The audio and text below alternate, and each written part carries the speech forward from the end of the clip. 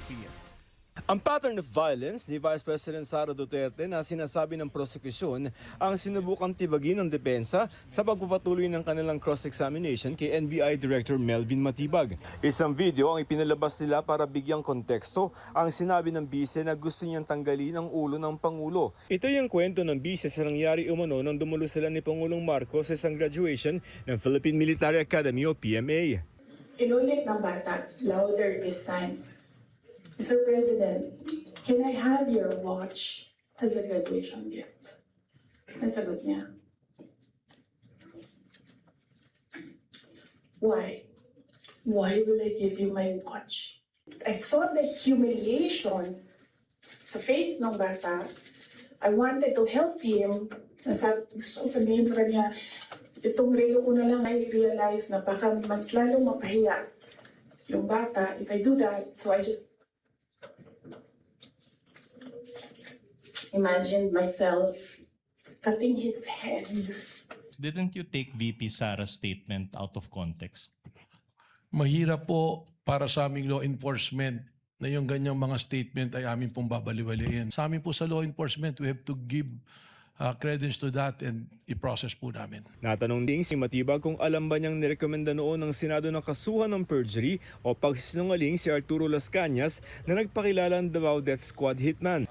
Ayon kasi sa NBI, ginamit nilang open source intel ang sinabi umano ni Las Cañas na may kinalaman ng bise sa extrajudicial killing ng alkalde siya ng Davao. Pero nilinaw ni Senador Panfilo Lacson na hindi natuloy ang pagsampa ng kasong perjury kay Las Cañas dahil umamin ito kalaunan sa gawain ng Davao Death Squad. Without verification, you decided to believe the contents of the document that you obtained? Isinama lamang namin po ito, isa doon sa mga factors na sinasabi po natin, yung pattern of violence na tinatawag. At doon po, doon sa paragraph 270, sinasabi nga po na may kinalaman sa extrajudicial killing si dating Mayor Sara Duterte. Kaugnay nito, binalikin din ang pahayag ni Davao City Mayor Baste Duterte sa paglunsad ng Rage Coalition noong Abril. Isang ulo lang naman ang kailangan namin, ang ulo ni Bongbong Marcos! Tanong ng depensa, hindi ba saklaw ito ng freedom of expression? The freedom of expression has limitation also. Kung ito po ay nagbabiolate na ng batas, banta po sa kaligtasan ng Pangulo na naging banta na rin po sa pambansang seguridad po. Kwestiyon naman si Matibag kung bakit hindi inimbestigahan at kinasuhan din si Mayor Baste. Baka mayroon double standard. Bakit kayo nag-focus kay Vice President pero hindi nyo in-apply kay Mayor Baste? Sapagkat ang isa po dinedevelop namin dito na theory po is yung sabwatan.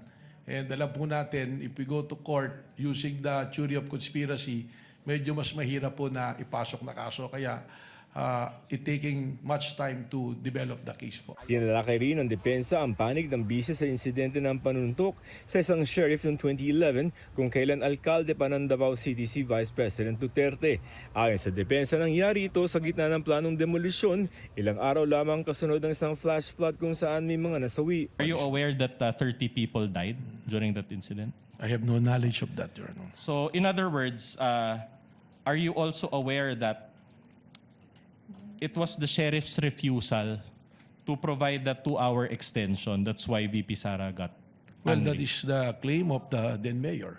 Inusisa naman ng ibang senador ang mga posibleng may alam kung may konontrata nga si Duterte para pumatay kay Pangulong Marcos. Ani Matibag, nasa 20 tao na ang kanilang tinitingnan. Natanong din siya kung may bayad bang kapalit ang pagkontrata kung meron man. That is the part of the investigation po that we have to establish po. Sa gitna ng paglilitis, di napigilang mag-react ng mga nasa Senate Gallery matapos sabihin ni Senador Robin Padilla na sana'y hindi one-sided ang prosekusyon. Sa gitna ng paglilitis, di napigilang mag-react ng mga nasa Senate Gallery matapos sabihin ni Senador Robin Padilla na sana'y hindi one-sided ang prosekusyon. Sana hindi one-sided ang ating persecution. Ano? Kasi alam nyo, pag kayo ang pagpabor sa inyo, alam nyo ba, bawal po ang ginagawa. I was interrupted.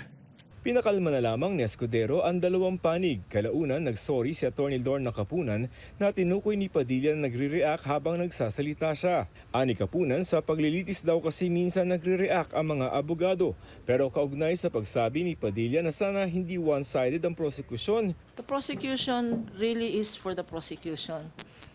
And the defense is for the defense. Hindi ba? Ganon.